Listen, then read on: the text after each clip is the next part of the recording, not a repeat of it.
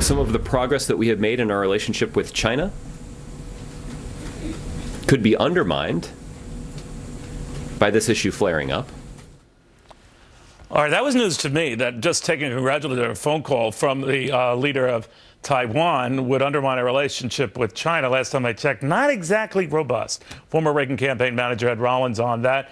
I didn't know this would create such a diplomatic furor. I know about the one China policy, Ed, but is it, at the risk of sounding like an ignoramus, which I am, that big a deal?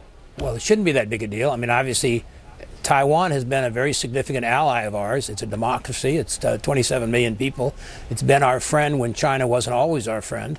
So I think to a certain extent, returning a phone call, placing a phone call is absolutely no big deal. And the message to the State Department and elsewhere is this administration is going to be different. We're going to do things that are different. And if this single one call breaks whatever relationships we have with China, they're not very good relationships to begin with. I think it's a big to-do about nothing. And when I read back a little bit about what that original one China deal meant when Jimmy Carter finalized it back in the 70s, 79. The communiques do not say that U.S. supports Beijing's view of one China, only that the U.S. acknowledges that both China and Taiwan agree on that principle. That's a very big difference. China is the only country in the world that considers Taiwan its 19th province. The people in Taiwan that have had democratically elected, they haven't declared independence, and they probably won't declare independence, but certainly there's a strong independent movement there.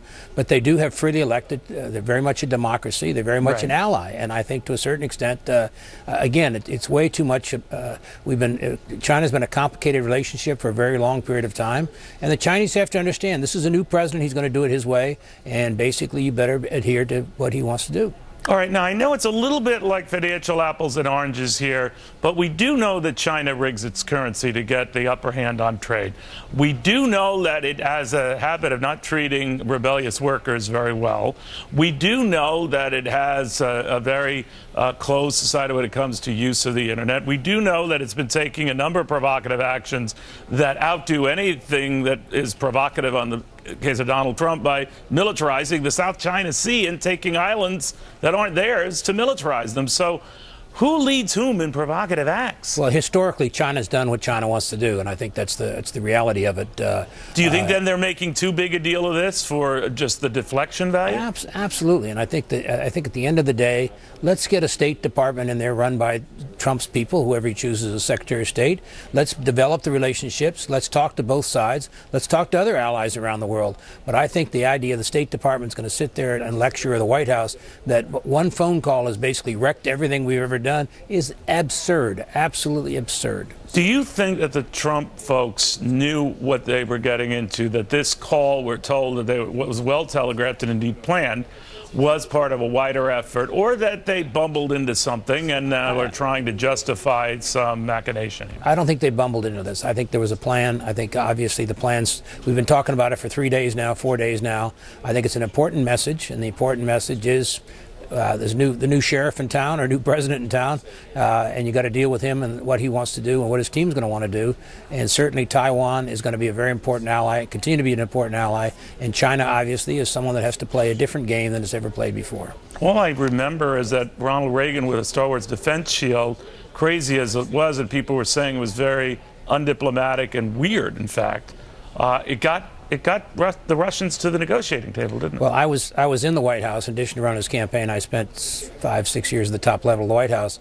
It was a very deliberate decision. Absolutely. And I think this, we'll see where this goes. I think this is not a warning shot. I don't mean to overinterpret it, but I think it was a positive thing. He returned a phone call. He basically, or made a phone call, whichever the case may be. It doesn't matter. At the end of the day, he said to Taiwan, you've been our friend, you've been our allies.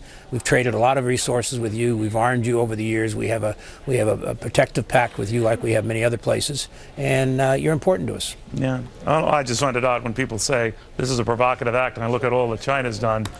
China's got nuclear planes with nuclear weapons flying right to the border of Taiwan right now, as we speak. If that's not a provocative act, what is? Yeah, just a little balance there. Right. All right, thank you, my friend. My Ed pleasure. Rollins, Thank the former Reagan campaign manager.